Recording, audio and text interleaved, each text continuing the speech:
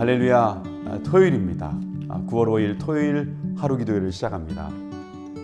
독일의 유력 일간지라고 할 수 있죠. 프랑크푸르터 알게마인의 자이퉁에서 제독 철학자 한병철 교수가 쓴 피로사회라는 책을 매우 극찬했었습니다.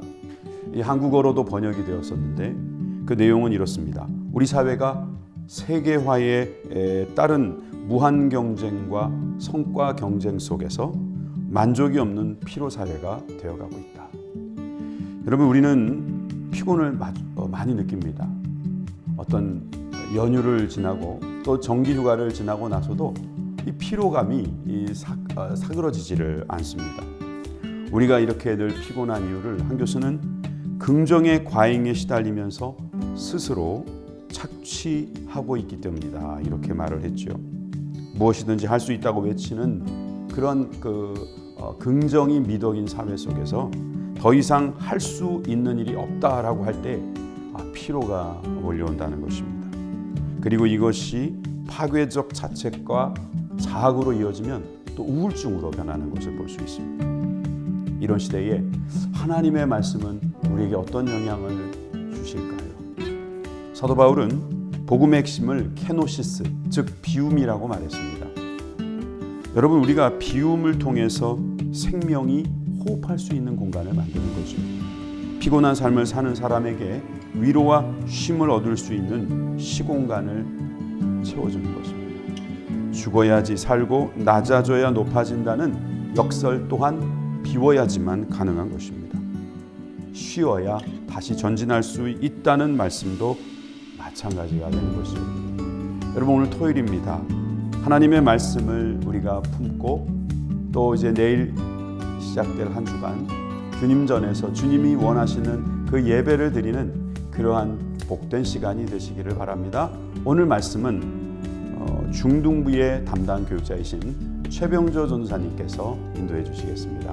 함께 기도하시면서 큰 은혜가 넘치는 주말이 되시기 바랍니다.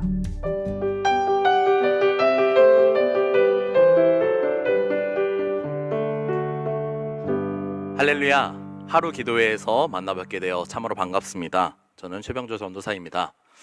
오늘 누가복음 4장 16절에서부터 24절까지의 말씀을 가지고 은혜의 해라는 제목으로 하나님의 말씀 나누겠습니다. 먼저 누가복음 4장 16절에서부터 24절까지를 봉독해 올리겠습니다.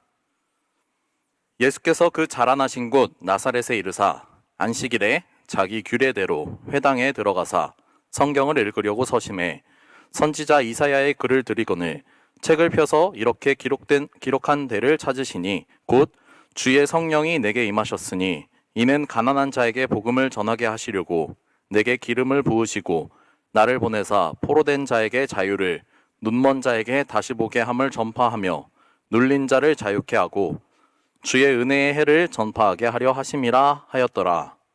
책을 덮어 그 맡은 자에게 주시고 앉으시니 회당에 있는 자들이 다 주목하여 보더라. 이에 예수께서 저희에게 말씀하시되 이 글이 오늘날 너희 귀에 응하였느니라 하시니 저희가 다 그를 증거하고 그 입으로 나오는 바 은혜로운 말을 기이히 여겨 가로되 이 사람이 요셉의 아들이 아니냐. 예수께서 저희에게 이르시되 너희가 반드시 의원아 너를 고치라 하는 속담을 인증하여 내게 말하기를 우리의 들은 바 가버나움에서 행한 일을 내 고향 여기서도 행하라 하리라.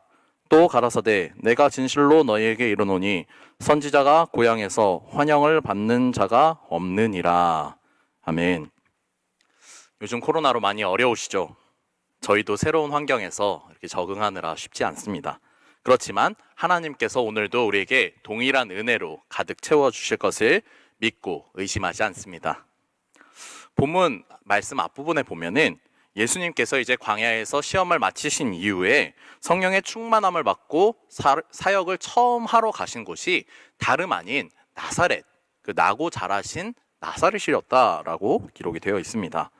16절 말씀에 보면 예수께서 그 자라나신 곳 나사렛에 이르러 안식일에 회당에서 성경을 읽으셨다라고 되어 있습니다. 저는 성경을 읽으면서 이 부분이 참 이상하다고 생각했습니다. 아니, 왜 예수님께서 다른 곳도 아니고 하필 고향으로 가셨을까?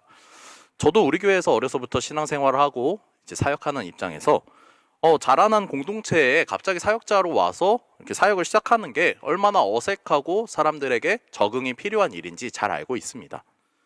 그런데 예수님께서는 고향으로 먼저 향하셨다는 것입니다. 그리고 예수님의 어린 시절을 다 알고 있던 그 고향 사람들에게 먼저 복음의 메시지를 전하시기 시작했습니다. 예수님께서는 고향에 가셔서 이사야 61장 1절로 2절의 말씀을 읽으셨습니다. 그러면서 복음 전파를 시작하셨죠. 언제나 예수님의 모든 가르침의 방식은 이렇습니다. 성경을 읽으시고 이 성경의 말씀이 어떻게 이루어지느냐, 이것으로 끝내십니다. 여기서도 동일하게 그렇게 가르치고 계시죠. 그래서 우리도 성경을 읽을 때 이 말씀이 지금 무엇을 약속하고 있느냐, 이것을 분명하게 배우고 하나님께서 이 일을 어떻게 이뤄 가시느냐, 이것에 초점을 맞추어서 봐야 합니다. 예수님께서 읽으신 이 이사야서의 말씀은 이제 예수님께서 두 가지의 사역을 하실 것이다 라는 약속을 주고 있습니다. 첫 번째, 심령이 가난한 자들에게 복음을 전파하시는 일을 하실 것이다. 이것을 소위 선지자적인 사역이라고 말씀하십니다. 이사야서 61장 1절에 보면 가난한 자에게 아름다운 소식을 전하게 하려 하심이라 라는 말씀을 이루시면서 성령이 충만한 예수님께서 이제 기름 부음을 받으시고 복음 전도의 일을 감당하는 선지자로서의 사역을 감당하신다라는 것을 말씀이 보여주고 있습니다. 그리고 두 번째로는 본문 19절에서 말하는 은혜의 해를 전파하게 하려 하심이라 라는 말씀을 통해서 이제 구원자로서 메시아로서 사역을 하실 것을 예수님께서 선포하고 계십니다. 여기서 주의 은혜의 해라는 것이요, 레위기 25장에 나오는 그 유대인들이 지키는 희년이라는 절기가 있습니다. 이 희년은 뭐냐? 하나님의 은혜로 모든 노예가 해방되고 빚이 탕감되고 또 땅의 경작을 쉬게 하는 모든 해방의 때, 이것이 이제 50년에 한 번씩 오는데 이것을 가리켜서 희년이라고 합니다. 그래서 이제 예수님께서 우리를 구원하시는 구원자로 오셨기 때문에 죄의 노예였던 우리가 이제 죄에서 해방되어서 자유를 누리고 값없이 예수 그리스도의 은혜를 선물로 받게 될 것이다. 이것이 예수님께서 하실 구원자로서의 일이다라고 예수님께서 약속하고 계십니다. 여기서 은혜의 부분이 이사야서의 말씀과 이 누가복음의 말씀이 약간의 차이가 있는데 어떤 차이가 있는지 한번 짚고 넘어가겠습니다. 먼저 이사야서 61장 2절입니다. 여호와의 은혜의 해와 우리 하나님의 보복의 날을 선포하여 모든 슬픈 자를 위로하되 라고 되어 있습니다. 그리고 누가복음 4장 19절에서는 주의 은혜의 해를 전파하게 하려 하심이라 라고 이야기하고 있습니다.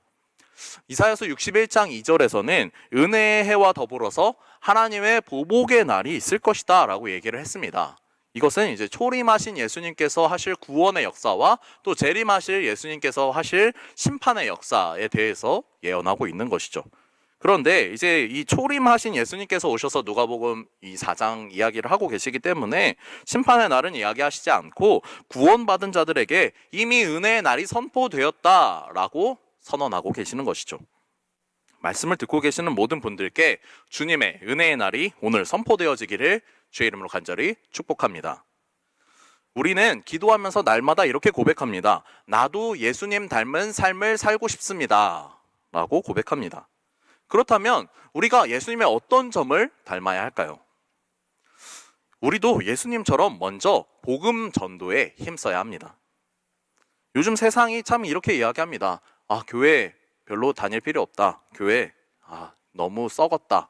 이렇게 이야기하는 사람들이 많습니다만 그것은 이 복음을 들었던 나사렛 사람들의 반응 또한 그랬습니다. 네가 무슨 말씀을 전하느냐? 네가 어떻게 그렇게 하나님의 말씀을 잘 아느냐? 예수님께서 하시는 그 귀한 메시지에 사람들이 초점을 맞추기보다는 그분이 누구의 아들이며 누구의 출신이며 어떤 옛 모습을 가졌었는지 그것을 더 집중했던 게 나사렛 사람들이었다는 것이죠. 에스겔서 3장 10절에서 11절 말씀에 보면 이렇게 되어 있습니다. 사람들은 복음을 전하면 들을 수도 있고 듣지 않을 수도 있다. 그렇지만 인자야 너는 그들에게 고하여 이르기를 주 여호와의 말씀이 이러하시다 하라 라고 말하고 있습니다. 교회가 이 시국에 무슨 전도냐고, 복음을 어떻게 이 시국에 그냥 집에 있지 전하느냐라고 이야기할 수 있습니다만 우리의 역할은 그들이 듣든지 아니 듣든지 주 여호와의 말씀을 전하는 것에 있다라고 성경이 분명히 이야기하고 있습니다. 하나님께서 오늘 저의 입술을 통해서 또 여러분들의 입술을 통해서 하나님의 은혜의 해가 선포되게 하실 것입니다. 그리고 이것을 예수님께서 하셨던 것처럼 가장 가까운 이웃, 우리 고향에 있는 사람들, 가족에게 또 사랑하는 믿지 않는 이웃들을 향해서 구원의 날을 선포하신 것입니다. 이런 예수님을 닮아서 저와 여러분들도 구원의 날을 선포하게 되시기를 주의 이름으로 간절히 축복합니다. 함께 기도하시겠습니다. 사랑이 많으신 하나님 아버지 감사합니다. 주님께서 오늘도 우리와 함께 하시고 하나님의 귀한 약속의 말씀을 듣게 하여 주심을 감사드립니다. 아버지 하나님, 우리가 주님께서 걸어가신 그 복음 전도의 길을 따라 걷기를 원합니다. 하나님께서 우리에게 모든 것을 값없이 주셨고 특별히 하나님의 아들이신 유일한 독생자 예수 그리스도의 피로써 우리를 사셨으니 주님, 이제는 우리가 죄에서 자유를 얻고 더욱더 기쁨으로 주님을 섬기게 하여 주시옵소서.